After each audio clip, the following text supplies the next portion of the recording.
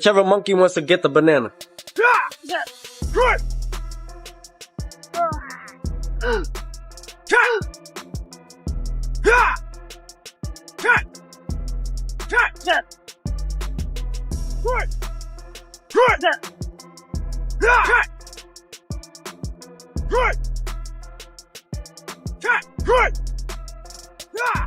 To all my brothers and sisters, I love you guys. Always salute to the power that it be above. I thank you guys. I never wanted anything to harm you guys at all. So for that, my condolences to all you guys and to the slavery and everything that's ever happened mentally. I'm not gonna say I hope you rot and die just like my brother did, but I personally want the best for you. And I wasn't gonna ever say this in front of my family or anyone, but I don't even want you to go to jail. I want the best for you. I don't know if this is possible, but can I give her a hug, please? Please? Yes.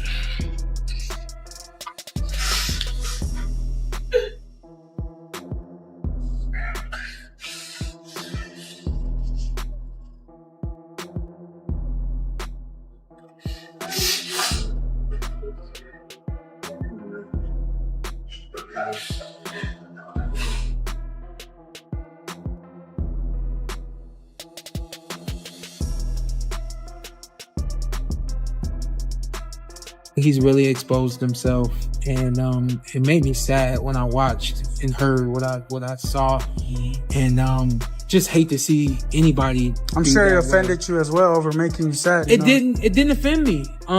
It made me sad, and I think it didn't offend me because I know him. I don't know him that well, but I know like the heart that's inside of him, and so it saddened me to see him not display the good, wholesome kid that he was all the way up until a year ago, you know? I felt bad. After the fight, I went in not in the locker room, the doctors, they went to check me and shit. And I seen T.O. in there. We actually took a picture together and everything. But he was in there dolo. Dolo. I'm like none of his team, nobody? Where everybody at? Right. Why is he in here dolo? Me and him having a full-on conversation. He pulled me to the side, just one-on-one. Me and him had a good little convo, but nobody else is in here with him. I didn't like that. Like, that didn't make me feel good because I knew him since like back in the day. So it's like, I kind of feel bad because at the end of the day, we just boxers and we giving our heart and our soul to our craft, and we go in there and risk our life for the dangers for the public and ourselves too, entertainment. And for nobody to be surrounded with him at that moment, that's supposed to be right there on his shoulder, on his hip, I ain't like that. There is no other race on the planet like the black race. Black people are the most magnanimous people in the world, the most forgiving, the most accepting. The black race has the biggest heart in every sense. But with all that being said, thank God all of us are not like Shakur Stevenson and Sean Porter. These are the type of black people that are really looking for the acceptance of the race fans, but they also like to sympathize and empathize with the devil. And what they don't understand is these type of sentiments will never be reciprocated because the devil has no heart. He doesn't believe in sympathy or empathy. The new communication strategy is not to do what Bill Clinton used to do, where he would say, I feel your pain. Instead, it is to say you're actually not in pain. So let's just very short clip. Bill Clinton in the 1990s, it was all about empathy and sympathy. I can't stand the word empathy, actually. I think empathy is a made-up New Age term that does a lot of damage. That's the man who now resides in hell, by the way, who also said that Martin Luther King did a lot of damage to the country. A racist is the worst thing you can be in life. And this is why Mexicans and other Latinos like Ryan Garcia and Teofimo Lopez, and pretty much 95% of the rest of the Mexicans, would never share this type of sympathy that Shakur Stevenson is sharing right now. Even if that black man were to lose his life.